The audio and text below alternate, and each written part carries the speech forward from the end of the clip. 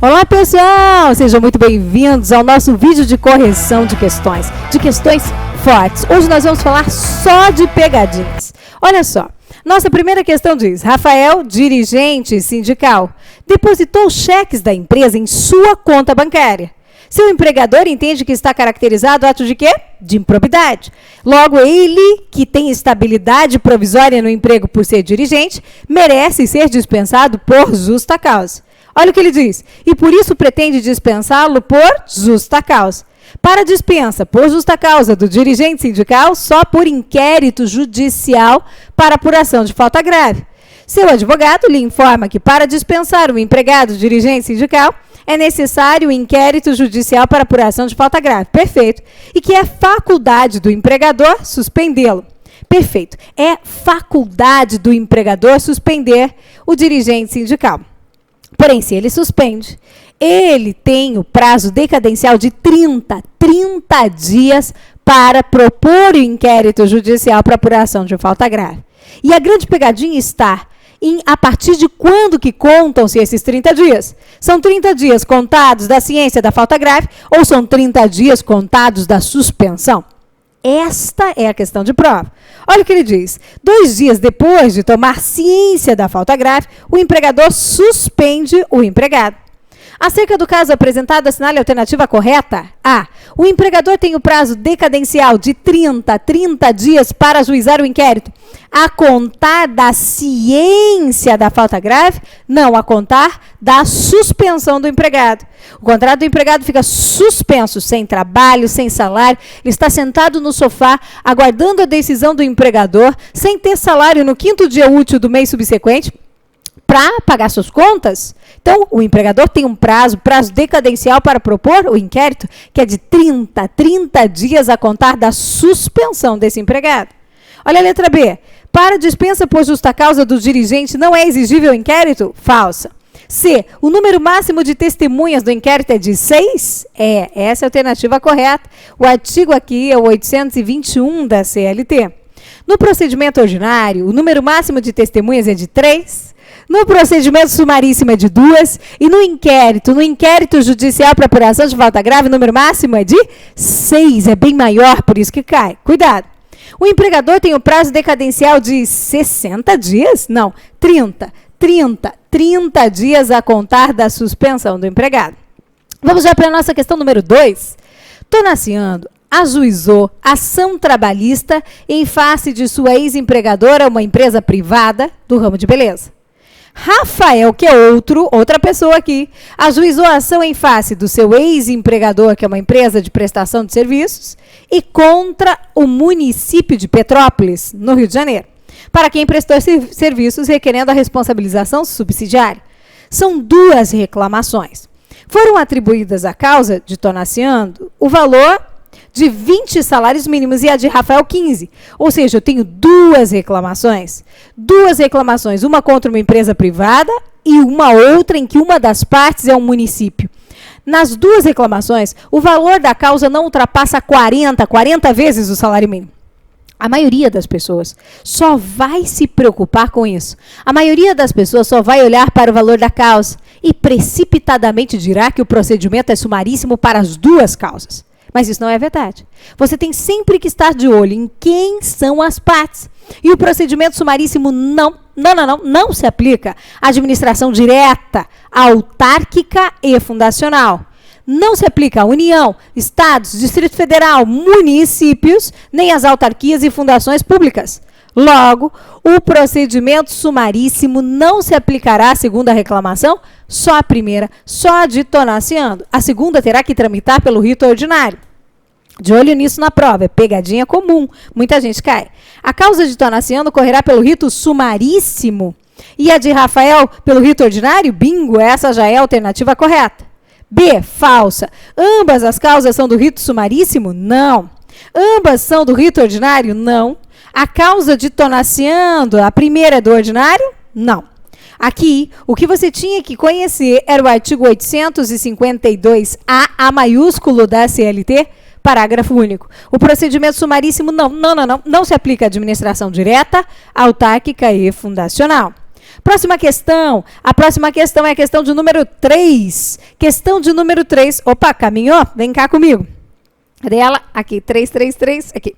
A sociedade empresária Pão Doce está sendo executada, uma questão de execução, na Justiça do Trabalho. Recebeu citação. Foi citada para pagar ou garantir o juízo no prazo de 48 horas. Não pagou nem garantiu o juízo.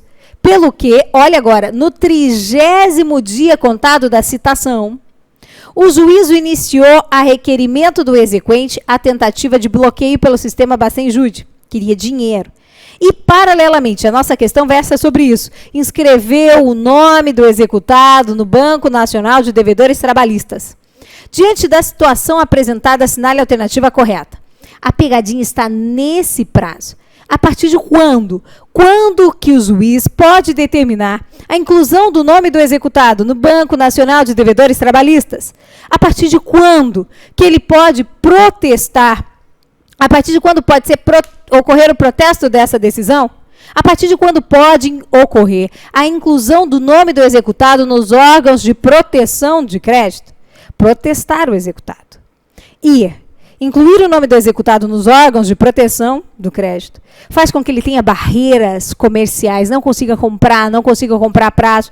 Isso é de uma efetividade. E incluir o nome do executado no Banco Nacional de Devedores Trabalhistas faz com que ele não possa ter a certidão negativa de débitos trabalhistas e, assim, contratar com o poder público. A questão é, a partir de quando? 30 dias? Quantos dias? São 45 dias. Somente depois de 45 dias, contados do quê? 45 dias contados da citação do executado lá na execução, se ele não pagar nem garantir o juízo. 45 dias contados da citação. Então, olha, a atitude do magistrado está correta? Não, 30 dias depois da citação, é que ele já determinou a inclusão do nome do executado no Banco Nacional de Devedores Trabalhistas? Falso. B. A lei deixará ao arbítrio do juiz? Falso. A decisão que determinou a inserção do nome do executado no Banco Nacional está equivocada, porque somente poderia ocorrer 45 dias a contar do trânsito julgado? Falsa. A decisão que determinou a inserção do nome do executado, do devedor, no Banco Nacional de Devedores Trabalhistas está equivocada, porque somente poderia ocorrer aqui, 45 dias a contar da citação, se ele não pagar nem garantir o juízo. O artigo é o 883-A da CLT. Pegadinha de prova. Qual é o prazo? 45 dias. E se ele não, depois da citação, se ele não garante o juízo. De olho nisso. Quarta questão. Após o trânsito julgado da sentença trabalhista que condenou a reclamada a pagar horas extras, então tenho já trânsito e julgado, quero que você coloque no quadrado. Condenou a reclamada a pagar, vou circular, horas extras e diferenças salariais em razão da equiparação. E adicional de periculosidade, foi elaborada a conta, estamos na execução. Foi elaborada a conta de liquidação pelos órgãos auxiliares da Justiça do Trabalho. Assinale o caso acima analise o caso acima e assinale a alternativa correta. É faculdade do juiz permitir a manifestação das partes? Gente, foi proferida a sentença que condenou o reclamado a pagar horas extras, diferenças salariais, condenou o reclamado a pagar também... Opa, sumiu a TV aqui? Voltou. O adicional de insalubridade, periculosidade. Periculosidade, o adicional de periculosidade. Qual é o valor da condenação? Qual é? Quanto dá? Quanto dá? Não sei. Se você não sabe quanto dá, vai iniciar a fase de liquidação, em que você vai sentar e calcular. Alguém vai elaborar as contas, as próprias partes, ou o perito, na hipótese de cálculos complexos, ou os órgãos auxiliares da Justiça do Trabalho, o juiz vai definir. Porém, preferencialmente deve intimar as partes. A própria CLT diz que as partes deverão ser intimadas a apresentar os cálculos de liquidação, inclusive quanto às contribuições previdenciárias incidentes. O juiz decide. Agora, elaborada a conta e tornada líquida, feita a conta, o juiz poderá ou o juiz deverá permitir a manifestação das partes? Poderá ou deverá? Poderá ou deverá? O juiz deverá. Isso é questão de prova. Deverá permitir a manifestação das partes no prazo comum de 8 dias. Tudo aqui cai, tudo aqui é pegadinha. É faculdade do juiz permitir a manifestação das partes? Não, não mais. B, o juiz deve intimar as partes para manifestação?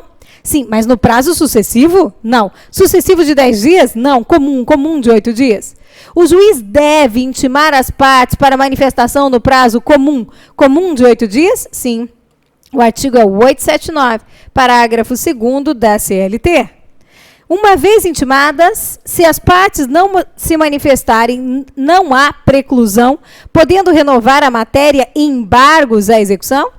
Há preclusão, sim. Se o juiz, depois que o juiz intima as partes, elas não se manifestam, há preclusão. Última questão, Jordi, ajuizou reclamação trabalhista. Como eu vejo aqui um momento processual, coloco dentro do quadrado. Contra a empresa pública estadual, Ferreirinha, postulando adicional de periculosidade. Eu tenho uma empresa pública estadual. Todos os pedidos foram julgados procedentes, razão pela qual a reclamada pretende interpor recurso ordinário. Então, eu tenho aqui uma empresa pública estadual. Nesse caso, como será o prazo? Atenção, atenção, gente, o prazo aqui conta-se normalmente no nosso processo do trabalho.